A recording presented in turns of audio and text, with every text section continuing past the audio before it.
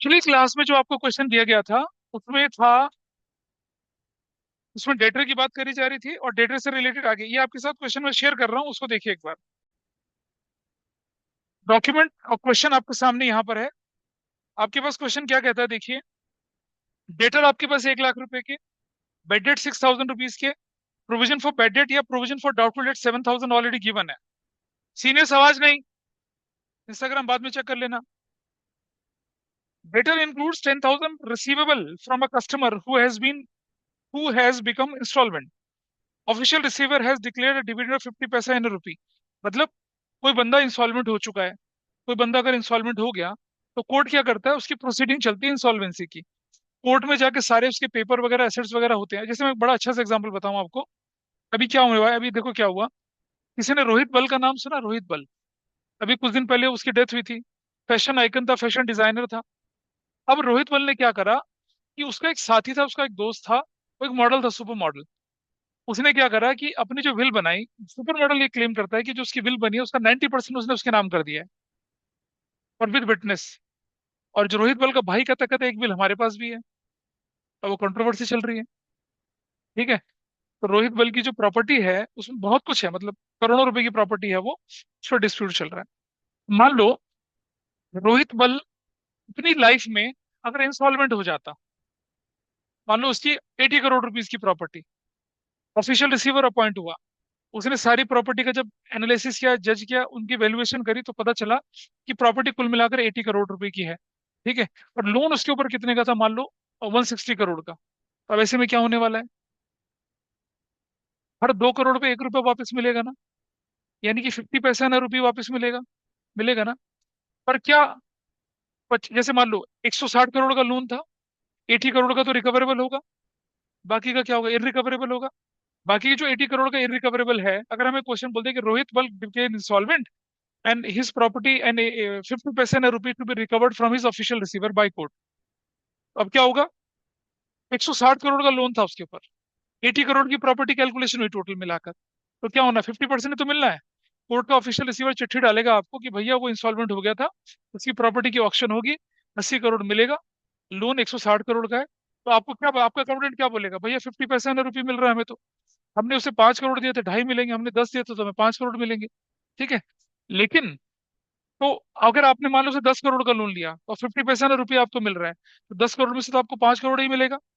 या मैं बोलूँ कि 50% इज इरिकवरेबल, बाकी का 50% क्या है, रिकवरेबल। तो जो बाकी का 50% है, जो बाकी का 5 करोड़ है, जो कोर्ट बोल रहा है कि आपको मिलेगा मिलेगा, क्या वो डाउटफुल है? Is it doubtful? If court says somebody got insolvent, तुमने उसे 10 करोड़ दिए थे, कोर्ट कहता है, कोर्ट का ऑफिशियल लेटर आता है कि भैया तुम्हारा 10 करोड़ का लोन था, उसमें तुम्हें 50% मिलना है। तो तुम्हारे अकाउंटेंट ने क्या ट्रांजेक्शन बनाई कि पर्सन डिक्लेयर्ड इंसॉल्वेंट, 50 पैसा rupees could be recovered from his official receiver. मतलब हमें 50% की वसूली होगी। तो मुझे बताइए, 50% तो हो गया बेड डेट, और जो 50% बचा क्या, वो भी बेड डेट है क्या? वो तो बेड डेट नहीं है। क्या वो डाउटफुल है? वो भी डाउटफुल नहीं है। और प्रोविजन हम किस पे बनाते हैं, डाउटफुल पे बनाते हैं। इस क्वेश्चन का क्रक्स यही है कि जब हम प्रोविजन बनाएंगे तो कैसे हैंडल करेंगे, उससे मैं प्रैक्टिकली करके दिखा रहा हूँ। कैसे दिखाते हैं, आइए देखें। सो यहाँ बना रहे हैं हम प्रॉफिट एंड लॉस अकाउंट, और इधर बनाए देते हैं हम लोग बैलेंस शीट। अब मुझे बताइए कि क्या क्या इन्फॉर्मेशन गिवन है। डेटर कितने के गिवन है आपके पास? डेटर की वैल्यू बताइए। 1 लाख गिवन है। ठीक है जी। और बेड डेट ऑलरेडी गिवन है? क्या बेड डेट ऑलरेडी गिवन है? बेटा क्वेश्चन में बेड डेट गिवन है, ऑनलाइन वाली भी तो कुछ बोलो। केस नंबर 11 पढ़ रहा हूं मैं ऑनलाइन में, case number 11, somebody has to respond। अगर ऑनलाइन में रिस्पॉन्ड नहीं करना तो you can leave the class.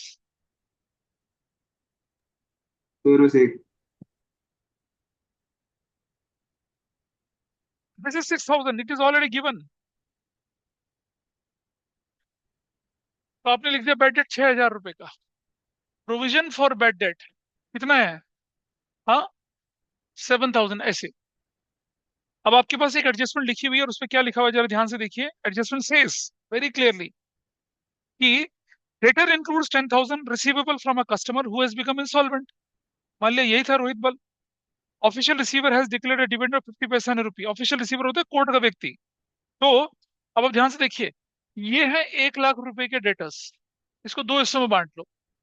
ये मैंने कर दिया कितने, 90,000 यहाँ कर दिया 90,000, और ये कर दिया मैंने क्या, 10,000। ये जो 90,000 है इन्हें मैं अलग कर रहा हूँ, और ये 10,000 जो है इंसॉल्वेंट हो चुके हैं। इस इंसॉल्वेंट में से भी दो हिस्सों में बांट लेता हूँ मैं। ये क्या हो गया मेरा बेड डेट, कितना हो गया मेरा बेड डेट, बेड डेट कितना हो गया 5,000 का, ये तो रिकवरेबल नहीं है। और ये जो 5,000 बचा मेरा बैलेंस, बैलेंस बचा जो मेरे पास कितना 5,000, व्हाट अबाउट दिस, ये तो क्या है, ये क्या है, ये है रिकवरेबल। ये क्या है, recoverable. It is an absolute loss, ये लॉस नहीं है। अब मुझे बताइए कि 1 लाख के डेटर में से 5,000 तो चले गए, आपके डेटर बचे कितने 95,000। कैसे लिख के दिखाऊंगा, यहाँ लिख के दिखाऊंगा, देखिए माइनस करूंगा मैं क्या, bed date, bed date, bed date बोलूंगा या मैं बोलूंगा फर्दर बेड डेट, कितने के 5,000 के। My value is going to be कितना 95,000। Is it okay with everybody, ठीक है जी। यहाँ लिखूंगा ऐड करके क्या, further bad debt. Further bad debt कितने का लिखूंगा बताइए यहाँ पर, कितने का दिख रहा है फर्दर बैड डेट, 5,000 का लिखूंगा, तो आई राइट 5,000 यहाँ, ऐसे कर लिया। अभी आगे तो देखना क्या करा था, आगे तो देखो, अभी तो कहानी शुरू हुई है। अब अब हमें बनाना provision for doubtful debt. Out of 1 lakh 90,000 is doubtful, बिल्कुल क्लियर है।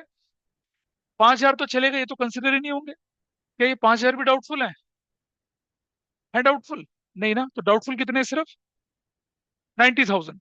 90,000 का प्रोविजन फॉर डाउटफुल डेट जो बनेगा वो कितने का बनेगा, 90,000 का कितना परसेंट, 10%, विच इज व्हाट 9,000। तो अब यहाँ क्या लिखेंगे, minus provision for doubtful debts, कितना लिखेंगे 9,000। वैल्यू कितनी हो जाएगी बताइए, कितनी वैल्यू होगी 86,000, that will be your value. और यहाँ क्या लिखेंगे, plus provision for doubtful debts, कितना लिखेंगे 9,000।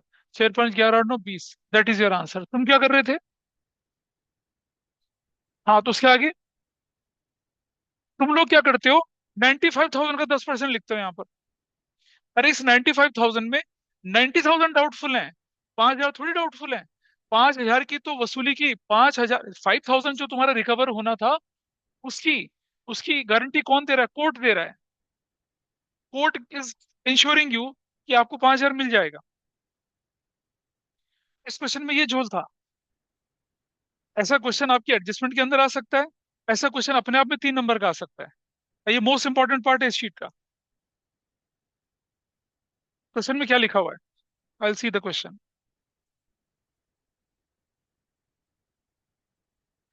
हाँ, it is to be maintain 5% on debtor से, तो 5% निकाल लीजिए। मैंने 10% के हिसाब से निकाला, 5% करूंगा तो कितना आ जाएगा, 4,500 आ जाएगा। तो what you will write here, 4,500, ये वैल्यू कितनी हो जाएगी 90,500 हो जाएगी।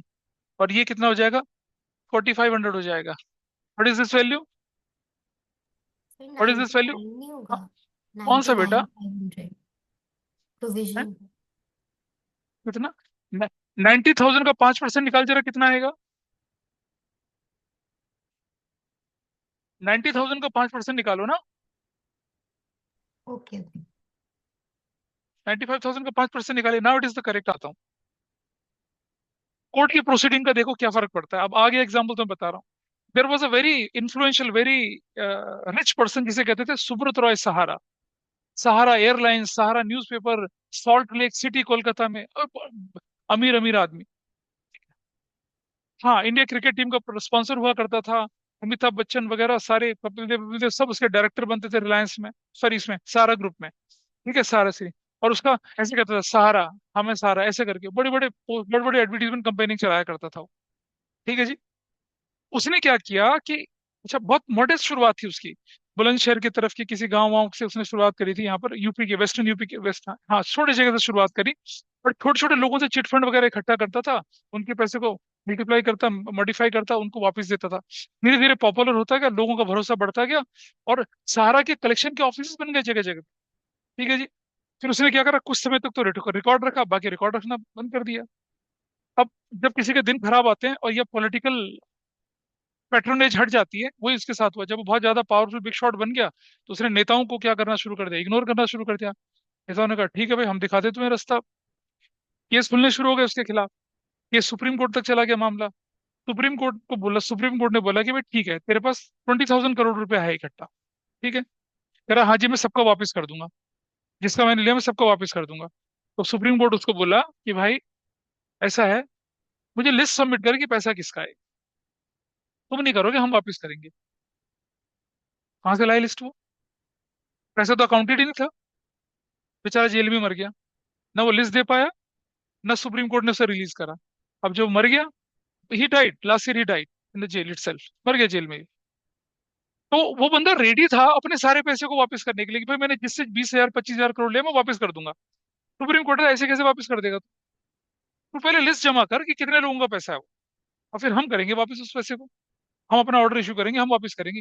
वो होती है ऑफिशियल रिसीवर वाला सिस्टम। सुब्रत सारा अगर बाहर आता तो वो सारा पैसा लौटा देता। लोग भी खड़े थे, लेकिन लोग खड़े थे कच्ची पर्चियां लेके। कोर्ट कहता है ये क्या है कच्ची पर्ची, हम तो नहीं मानते इससे। जैसे बिल्डर से जब आप घर खरीद रहे होते हो तो बिल्डर क्या कहता है, कुछ पैसा हमें व्हाइट दीजिए, कुछ हमें ब्लैक दे दीजिए। ब्लैक पैसे को वो कागज में अपने मैनेजर के साइन करके पकड़ा देता है आपको। आपने 10 लाख उसे दे दिया, कल को बिल्डर डिफॉल्टर हो गया, अब क्या करोगे आप जो लॉ ट्रिब्यूनल्स होते हैं वहां से कौन से पैसे की रिकवरी कर सकते हो? जो आपका प्रॉपर पेपर में था वही। तो इतने सारे बिल्डर जो जेल जा रखे हैं, इन सब के पीछे यही रीजन था। इन्होंने लोगों से पैसा तो नहीं लिया, लेकिन उसे इन्वेस्ट नहीं करा, और उसको दूसरे प्रोजेक्ट तीसरे प्रोजेक्ट में चलते चले गए। अब कोर्ट ने बोला कि ठीक है भाई, हम तुम्हें क्या करेंगे, इंसॉल्वेंट डिक्लेयर करेंगे। जिन जिन्होंने इस बिल्डर को पैसा दे रखा था वो आ जाओ, हम उनका पैसा वापस करेंगे। तो जिनके पास पक्की रसीद थी उनको पैसा मिलेगा, जिनके पास कच्ची रसीद थी कोर्ट ने भगा दिया, दफा हो जाए यहाँ से। ये क्या है? खत्म। You are causing to black money, निकाल दिया उसको। सुब्रत राय सारा जेल से क्या हुआ, ईश्वर के पास सीधा चला गया। काम खत्म। कोर्ट वॉज रेडी, सारा वॉज रेडी टू पे द मनी, बट प्रूफ नहीं मिल रहा था कोई। Got it? तो चलिए अब इस क्वेश्चन को पूरा करते हैं। This part is done. Is it okay with you? चलिए अगला वाला पार्ट करते हैं फटाफट से। अबे क्या डाउट है बेटा, बताओ तुझे मुझे। हाँ। हाँ बिल्कुल, पॉन्जी स्कीम कहते हैं उनको, पॉन्जी, PONZI, पॉन्जी। ठीक है। पॉन्जी एक फिरंगी बंदा था, उसके नाम पे ये स्कीम्स बनी थी। ठीक है। हाँ, उसने स्टार्ट किया था। चलो देखिए। केस 12। ये हर जगह होता है, वेस्ट बंगाल में शारदा चिट फंड है। शारदा के नाम पे देखिए आप जरा, तो कितना मेरे ख्याल से 12,000 13,000 करोड़ का स्कैम है ये। हाँ बिल्कुल है। Case 12।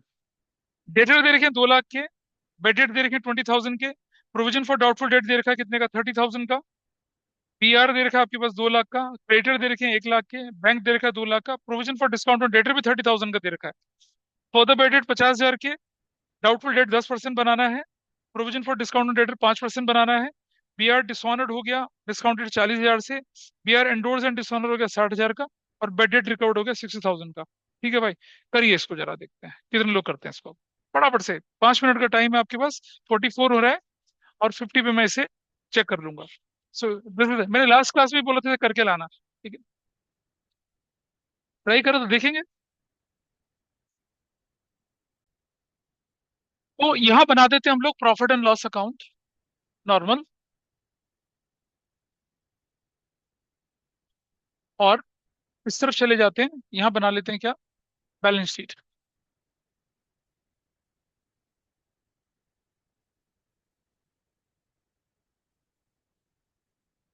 Assets, liabilities and rupees. और अगर आप, अगर क्वेश्चन आपके पास आता है तो आपको फॉर्मेट का तो ध्यान रखना ही रखना है। चलिए भाई, सबसे पहले मुझे जो ट्रायल बैलेंस के अंदर आइटम है, ट्रायल बैलेंस के अंदर आइटम गिने वो बताइए एक एक करके। You don't have the notes with you? Trial balance के अंदर जो आइटम्स है वो बताइए पहले कौन कौन से हैं।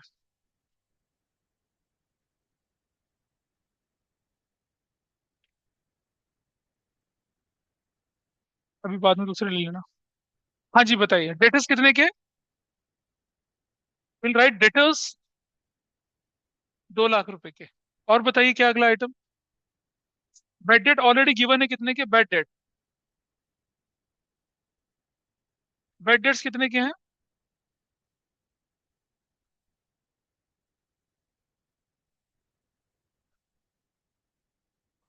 चलिए, बेड डेट्स 20,000 के। और बोलिए। 30, ये प्रोविजन फॉर बैड डेट, कौन से वाला? ओल्ड वाला, कितने का? 30,000 का। अगला आइटम बोलिए। बी आर, यहाँ लिखते हैं बी आर, बिल्स रिसीवेबल, कितने के? 2 लाख के। और बोलिए। क्रेडिटर्स, क्रेडिटर्स कितने के? 1 लाख रुपए के। और बोलिए। बैंक, यहाँ लिख दिया हमने को बैंक, कितने का? 2 लाख का। और बोलिए। कोई दिक्कत नहीं, यहाँ लिख दिया provision for discount on debtors old, ये ओल्ड है, ओल्ड कितने का? हाँ, 30,000 का। और बोलिए। सो ये इंफॉर्मेशन जो आपके ट्रायल बैलेंस में थी, आपने देखा एक ही जगह गई है। I hope everybody is okay with this. गई, एक जगह पे गई, एक एक जगह पे सारी इंफॉर्मेशन गई है। क्लियर? थोड़ा थोड़ा आएगा, आएगा। ठीक है, यहाँ देखिए अब आगे क्या है। फॉर द बेड डेट 50,000 रुपए के। Before you go for any bed date, any provision, कुछ भी, सबसे पहले डेटर को अपनी एक्चुअल शेप में लाइए। तो आपको शुरू करना चाहिए एडजस्टमेंट नंबर 4 और 5 से। Don't start with adjustment number 1। Adjustment number 4 5 से पहले शुरू करते हैं, बाद में करेंगे बाकी चीज। 4 5 से, ठीक है। 4 में क्या लिखा है? B R discounted and dishonoured 40,000 का। तो देखिए, B R discounted and dishonoured 40,000 का, तो आप क्या करेंगे? Plus B R discounted and dishonoured 40,000 का, और minus B R discounted and dishonoured 40,000 से। यहाँ ऐसा करना है। जब बिल आपका बैंक में पड़ा था, वहां से डिसऑनर हो गया, आपने क्या किया? एक बिल को लिया, बिल्स रिसीवेबल को, और बैंक को बोला कि ये ले लीजिए, हमें पैसे दे दीजिए। बैंक ने आपको कुछ काट के पैसा दे दिया, और वो बिल डिसऑनर हो गया। बैंक तो आपसे पैसा वसूलेगा। तो आपकी एंट्री हो गई डेटर डेबिट और बैंक क्रेडिट। तो यानी कि क्या हो चुके आपकी एंट्री में? आपकी एंट्री क्या बनती है? देखिए यहाँ पर आपकी एंट्री बनेगी क्या? डेटर डेबिट टू बैंक, कितने से? 40,000 से। इसका इम्प्लीकेशन क्या है? Your debtor will increase and your bank will decrease. तो हमने डेटर में 40,000 जोड़ दिया, और बैंक से 40,000 माइनस कर दिया। खत्म, ये पार्ट खत्म हुआ। इस पर कोई डाउट किसी का? ये मैंने पिछली क्लास में ही बताया था आप। ठीक है, आगे देखते हैं। ऑनलाइन में इज होगी विद एवरीबडी? दूसरा पार्ट लेते हैं। Yes sir. B R endorse and dishonour. चलो जी, हमने एक क्रेडिटर को बोला था, भाव पकड़ो ये बी आर, और तुम्हारा हमारा हिसाब बराबर। और जब बी आर के एनकैश करने की बारी आई, तो वो डिसऑनर हो गया। तो भाई क्या करेंगे? हमारी तब हमारी एंट्री बनेगी क्या? डेटर डेबिट, डेटर डेबिट, और टू क्या बनेगी? Creditor, to creditors. कितने का था वो? 60,000 का। 60,000 और 60,000 ऐसे बनेगा। यानी कि डेटर भी बढ़ गए और क्रेडिटर भी बढ़ गए। डेटर बढ़ गए तो डेबिट करेंगे, क्रेडिटर बढ़ गए तो क्या करेंगे? क्रेडिट करेंगे। एज ए रिजल्ट क्या हो जाएगा? यहाँ यहाँ B R endorsed and dishonoured 60,000। भाई आपने किसी के 60,000 रुपीज देने थे, वो डिसऑनर हो गया, अब आपको फिर से 60,000 देने पड़ जाएंगे आपके। और यहाँ डेटर से कितना वसूलेगा? Plus B R endorsed and dishonoured 60,000। ये आपका ट्रीटमेंट बना। अब आप देख रहे हैं, now your debtor is on correct shape. B R discounted dishonour, debtor बढ़ गया, बैंक घट गया। B R endorse and dishonour, debtor बढ़ गया और क्रेडिटर भी बढ़ गया। तो आपने एंट्री दिखा दी दोनों तरफ। ये एंट्री प्रॉफिट एंड लॉस में नहीं जानी है, ये ना ट्रेडिंग में जानी है, क्योंकि एक असेट्स बढ़ रही है और एक असेट्स घट रही है। बैलेंस शीट के अंदर इफेक्ट दिख रहा है इसका। क्या डाउट है बता? जर्नल एंट्री बहुत बार कराई थी, कैश बुक में भी यही एंट्री कराई थी मैंने। कैश बुक में था ना, B R discounted, B R dishonoured, ऐसा वाला। रेक्टिफिकेशन ऑफ एरर में थी, पीसी जोशी को बिल था, याद है? याद है पीसी जोशी के cases? Bill receivable from PC Joshi has been discounted dishonoured, debited to allowances account, वही तो था सारा कुछ। ये क्लियर है? सो अब हमारे डेटर एक्चुअल शेप में आ चुके हैं। ये हटा दी मैंने यहाँ से एंट्री, ताकि उसके साथ कंफ्यूजन में मैच ना हो। और बढ़ते हैं आगे अब। लीजिए, आगे बढ़े, क्वेश्चन में क्या कहते हैं देखिए। अब हम कर सकते हैं शुरू नंबर वन से, अब कोई दिक्कत नहीं है, नंबर वन से शुरू कर सकते हैं। फॉर द बेड डेट 50,000 रुपए के क्या होना चाहिए for the bed date? For the bed date होगा तो यहां जाएंगे माइनस फर्दर बेड डेट 50,000 के ब्रैकेट में। ब्रैकेट मतलब माइनस, माइनस कई बार क्या करते हैं लोग, प्लस करना शुरू कर देते हैं। ब्रैकेट में रख दीजिए, याद रहेगा माइनस करना है। फर्दर बेड डेट, और यहां कर देंगे ऐड फर्दर बेड डेट कितने के? 50,000 के। ऐसे हो गया, दो जगह एंट्री चली गई, फर्दर बेड डेट का हिसाब बन गया। कोई डाउट इस पर किसी को? ये करते आ रहे हैं, इस पूरी शीट में हमने ये काम करा है। और आगे चलते हैं।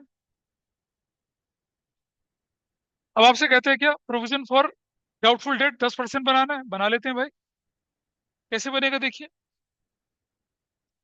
Plus provision for doubtful debts new, new वाला न्यू 10% बोला। ये वैल्यू माइनस करके बताइए कितना आता है। 240 60 3 लाख, 50 माइनस कर दूंगा कितना बन जाएगा? 2,50,000 minus provision for doubtful debts कौन सा वाला? न्यू वाला। और कितना हो जाएगा? 2,50,000 इंटू कितना? 10/100 कितना बन जाएगा? 25,000। Your value is 2,25,000। इस पर किसी का कोई डाउट है बताइए। हमने यहाँ लिख दिया 25,000। टोटल वैल्यू कितनी आ गई? 5 के साथ 95,000। हो गया सब बराबर। पहले बेटर बी आर डिसऑनर वाले वो सब कर लिए एडजस्ट, फिर फर्दर बेटेड कर लिया, फिर डाउटफुल डेट एडजस्ट कर लिया। 2,25,000 इज योर गुड डेटर। क्या है वो आपका? गुड डेटर है। और डिस्काउंट उसी पे दिया जाएगा। और डिस्काउंट का क्या रेट बोला क्वेश्चन में अब? चलिए, minus provision for discount on debtors new, new ये नया वाला है, पुराना भी था आपके पास, न्यू। 225 का 5% निकालो कितना आता है? 22,500 को आधा कर लें। एक एक एक 11,250, 11,250 ये बनता है। ब्रैकेट में रखें इसको। 2,25,000 का कितना? 5%। 5%। तुम लोगों के चेहरे देख के लग रहा है बहुत भारी चीज करवा दी, लेकिन मैं इसलिए करवा रहा हूँ क्योंकि कुछ स्कूल्स के एग्जाम में ये चीज आएगी, आएगी, आएगी। और more over it is very important from 12th concept building point of view, इसलिए। वरना आप देख लीजिए, आपके स्कूल में नहीं कराएंगे इतना डिटेल में। तो कितना आ गया वैल्यू? 0 5, और कितना बचा? 7 बचा। और ये बच गया, 4 में से गया 3 बच गया, एक बच गया, 213। और यहाँ लिख देंगे क्या? प्लस। प्लस नहीं करना, अलग से लिख दीजिए।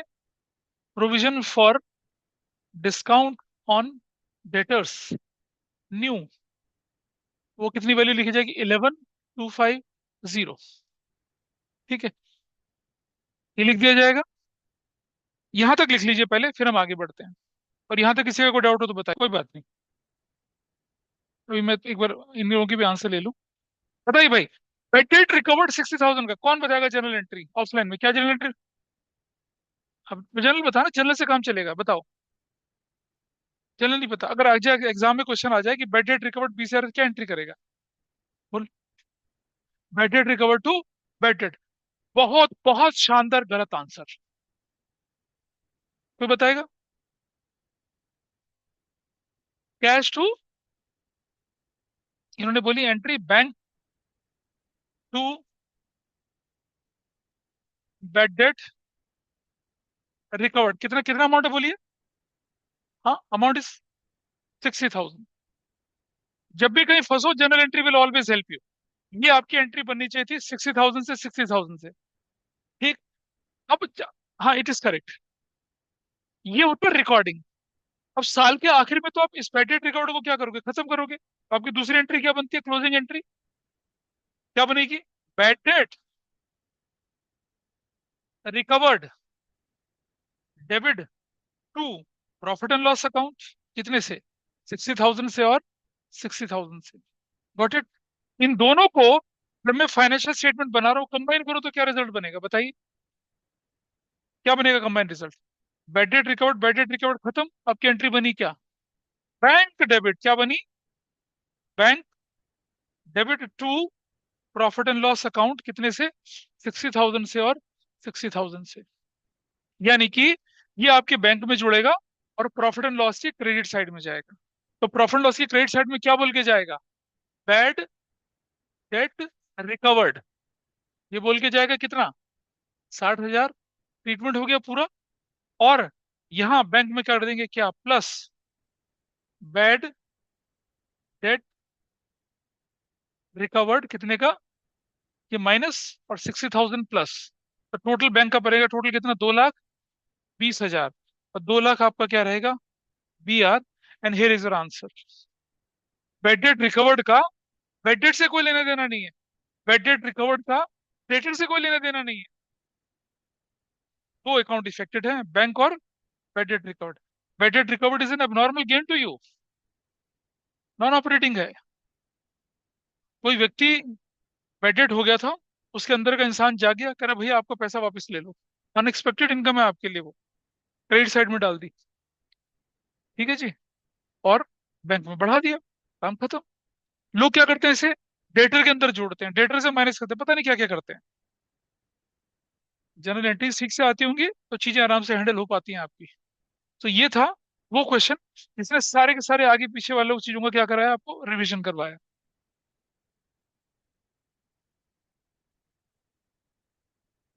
Is it fine?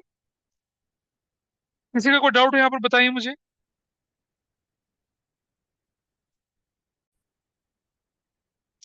आइए लेके चलते हैं छोटे छोटे एडजस्टमेंट्स।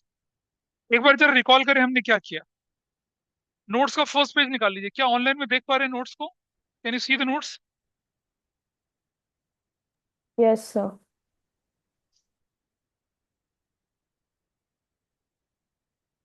ये भी वापस कर देना, मैं दूसरा कॉपी दूंगा तुम्हें। नंबर वन क्लोजिंग स्टॉक हम कर चुके हैं, किसी को कोई डाउट इस पर? Closing stock that we have done.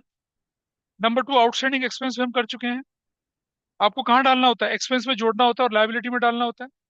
अगला आइटम एक्रूड इनकम, क्या करना होता है? इनकम में डालना होता है और एसेट्स में डालना होता है। प्रीपेड एक्सपेंसेस, एक्सपेंस से माइनस करने होते हैं, एसेट्स में डालना होता है। एडवांस इनकम, आपको कहाँ करना होता है? इनकम में से माइनस करना होता है और कहाँ डालना होता है? लायबिलिटी में। Interest on capital, profit and loss के डेबिट साइड में जाएगा और कैपिटल में जुड़ जाएगा। और इंटरेस्ट ऑन ड्रॉइंग्स,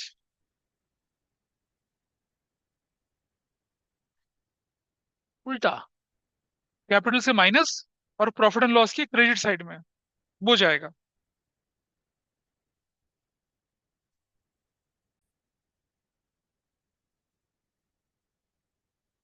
तो इंपॉर्टेंट चीज तुम्हें नोट करनी है। अपने नोट्स में ऐड करोगे, पड़ोसी के नोट्स में ऐड करोगे?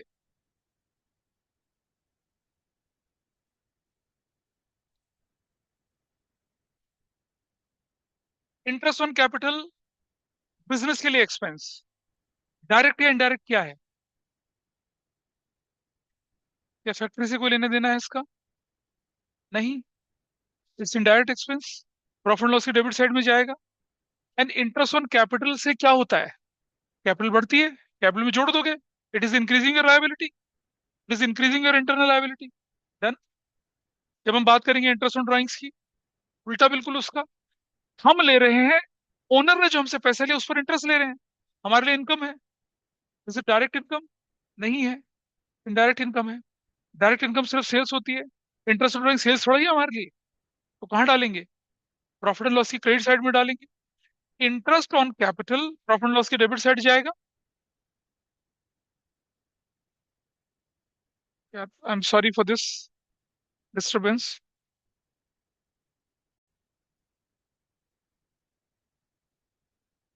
इंटरेस्ट ऑन कैपिटल क्या करेंगे बताइए? प्रॉफिट एंड लॉस की डेबिट साइड में, और कहाँ जोड़ देंगे? कैपिटल में। इंटरेस्ट ऑन ड्राइंग का क्या करेंगे? कैपिटल में से माइनस और प्रॉफिट एंड लॉस की क्रेडिट साइड में। ठीक है जी। इनकम टैक्स का क्या करेंगे? ड्राइंग्स होगा, कैपिटल से माइनस करेंगे। लाइफ इंश्योरेंस का क्या करेंगे? कैपिटल से माइनस करेंगे क्योंकि उसी में ड्राइंग्स माना जाएगा, ये मैंने नोट्स में लिखा हुआ था। Life insurance premium is a drawings. लेकिन अगर सिर्फ इंश्योरेंस प्रीमियम आएगा तो क्या करेंगे? देन प्रॉफिट एंड लॉस की debit side, it's indirect, simple. सिर्फ इंश्योरेंस लिखा हुआ आ जाए, ठीक है। मैनेजर्स लाइफ इंश्योरेंस आ जाए तो इनडायरेक्ट। मैनेजर तो एम्प्लॉय होता है ना, उस पर खर्चा किया, वो हमारे लिए क्या है, ऑपरेटिंग एक्सपेंस है। लेकिन अगर सिर्फ लाइफ इंश्योरेंस आ जाएगा वो ड्राइंग्स कहलाएगा। सिर्फ लाइफ हम मान के चलेंगे, अगर स्पेसिफाइड लाइफ इंश्योरेंस है तो मालिक की लाइफ का इंश्योरेंस है। प्रॉफिट लॉस की डेबिट साइड, मैनेजर की life insurance, profit loss debit side. सिर्फ लाइफ इंश्योरेंस तो क्या करेंगे हम उसको? अच्छा, अगर कभी आ जाए, मान लो बहुत पहले होता था, सेल टैक्स दे दिया मान लो, या टैक्सेस लिख दिया, तो टैक्सेस तो प्रॉफिट लॉस की डेबिट साइड में जाएंगे। लेकिन इनकम टैक्स जो है तो मालिक की इनकम पे माना जाएगा ना। और मालिक की इनकम पे इनकम टैक्स बिजनेस क्यों भरेगा भाई, वो तो ड्राइंग्स कहलाएगी। तो जो आपको सिंगल शीट दी थी, सबसे लास्ट में जब कैपिटल लिखा हुआ था तो उस पर लिखी हुई है सारी चीजें। So that is there. आगे चलें जरा थोड़ा सा। डिप्रिसिएशन हम बता चुके हैं, एसेट से माइनस होगा और कहाँ जाएगा, प्रॉफिट लॉस की डेबिट साइड में। बैड डेट बता चुका हूँ ढंग से, प्रॉफिट लॉस की डेबिट साइड में, डेटर से माइनस। अगले पेज पे चलिए, provision for bad and doubtful debt कहाँ जाएगा, प्रॉफिट लॉस में जुड़ जाएगा बैड डेट के अंदर, और कहाँ जाएगा, एसेट से माइनस हो जाएगा। Provision for discount on debtor भी बता चुका हूँ, प्रॉफिट लॉस की डेबिट साइड में जाएगा और कहाँ जाएगा, डेटर से माइनस हो जाएगा। आपने देखा सिर्फ 3 एडजस्टमेंट की फॉर्म में दिखाए, लेकिन हमने क्या करा, 8 पेज 9 पेज का एक डॉक्यूमेंट करा है प्रोविजन फॉर डाउटफुल डेट का।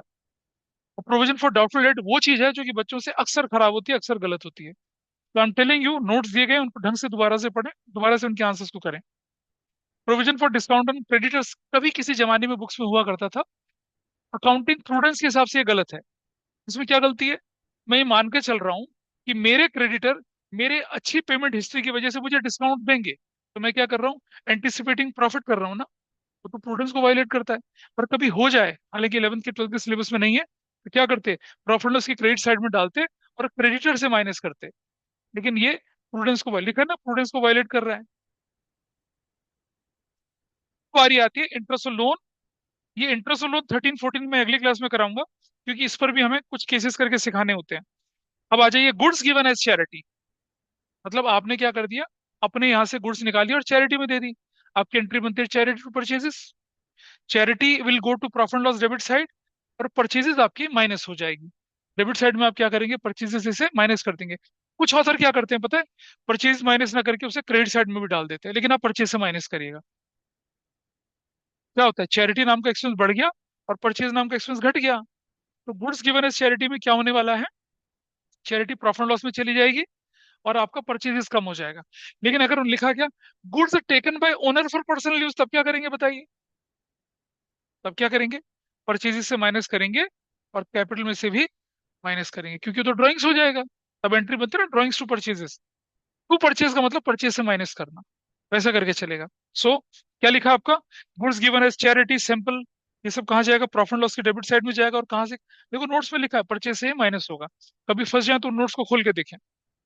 गुड्स गिवन टू स्टाफ और स्टाफ वेलफेयर फंड, कोई बात नहीं, प्रॉफिट लॉस की डेबिट साइड में परचेज सैलरी बोल के लिख देंगे, और परचेज में से क्या कर देंगे, इसे माइनस कर देंगे।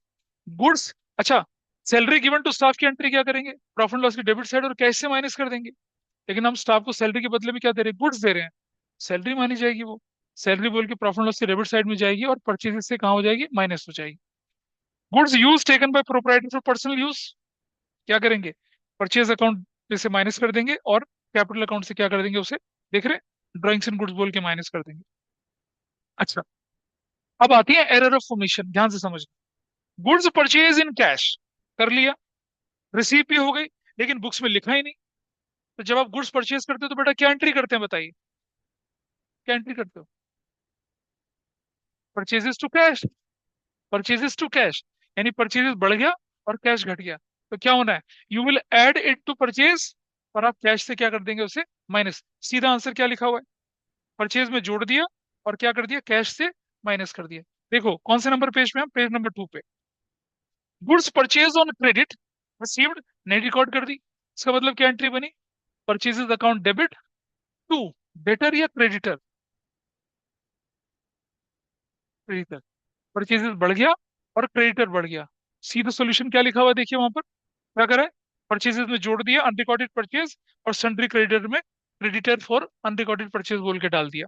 और आगे चले, goods sold in cash delivered but not recorded in the books. बताओ क्या होना चाहिए? कैश टू सेल्स, कैश में जोड़ देंगे और सेल्स में भी जोड़ देंगे। और अगर मैं बोलूं क्या, goods sold on credit delivered but not recorded in the books, तो एंट्री क्या बनेगी? Debtor debit to sales, sales में जोड़ देंगे और डेटर के अंदर भी जोड़ देंगे, क्योंकि उससे डेटर बढ़ गया आपके। अरे जब आप उधार सामान देते हो तो डेटर बढ़ते हैं ना, वैसा करेंगे। सीधा आंसर यह। अगले पेज पे देखिए क्या दिख रहा है, क्रेडिट साइड में सेल्स के अंदर अनरिकॉर्डेड सेल्स जोड़ दिया और डेटर के अंदर भी उसे जोड़ दिया। अब assets purchase and treated as an ordinary purchase, आपने एसेट्स खरीद ली और उसे परचेज में जोड़ दिया। कौन सी एरर है ये? Error of principle. आपने परचेज करी, परचेज में जोड़ने नहीं जोड़ना था, परचेज में तो नहीं जोड़ना था उसे, उसे तो एसेट्स में जोड़ना था। तो क्या करेंगे, परचेज से कर देंगे माइनस और एसेट्स में उसे जोड़ देंगे। एंट्री क्या बनती है? Assets debit to purchase. तो देखो क्या लिखा है सोल्यूशन में आपके, आप परचेज में से उसे माइनस कर दीजिए और एसेट्स में जाके उसे जोड़ दीजिए। Assets sold treated as an ordinary sales, तो क्या करेंगे, सेल से माइनस कर देंगे उसको, और जहां एसेट्स होगी उसमें से उसे माइनस कर देंगे, एसेट्स से उसे हटा देंगे, क्योंकि ये आपकी क्या थी, एसेट्स निकल चुकी है बिजनेस से। आ, अब जैसे कि आपके पास क्वेश्चन आता है कि paid wages for erection of machinery, paid installation charges, ये सारे कौन से एक्सपेंडिचर होते हैं? Capital expenditure. जैसे लिखा है क्या कि आ, जैसे लिख दिया क्या क्या, erection charges, legal charges, installation charges paid on assets debited to any expense. जैसे हमने बोल दिया क्या, paid wages for installation of machinery has been debited to machinery account, तो क्या करेंगे, वेजेस अकाउंट से इसे माइनस करेंगे और मशीनरी अकाउंट में जाके क्या कर देंगे, जोड़ देंगे।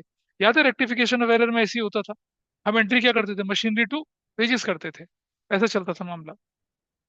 आगे, अब बी आर डिसऑनर तो अभी बताया मैंने आप, बी आर डिसऑनर की एंट्री करते हैं, डेटर में जोड़ देंगे और बी आर से माइनस कर देंगे। अगला, B R discounted and dishonour में क्या करते हैं, डेटर में जोड़ देंगे और बैंक से माइनस करेंगे, अभी बताया था। और B R endorse and dishonour में क्या एंट्री करते हैं, डेटर में जोड़ देते हैं और क्रेडिटर में भी जोड़ देते हैं। ठीक है, गुड सोल्ड एंड अप्रूवल में सबसे लास्ट में कराऊंगा, और बाकी मैं अगली क्लास में लेके चलूंगा आपके साथ। काम वही है आपका पुराने वाला, पुराने बैकलॉग को निपटाइए और क्वेश्चंस को आगे करना शुरू करिए। 10, 11, 12 ये क्वेश्चंस करेंगे आप आगे, that you have to do. और प्लीज अपने नोट्स संभाल के रखिए, it is required in class 12th as well. So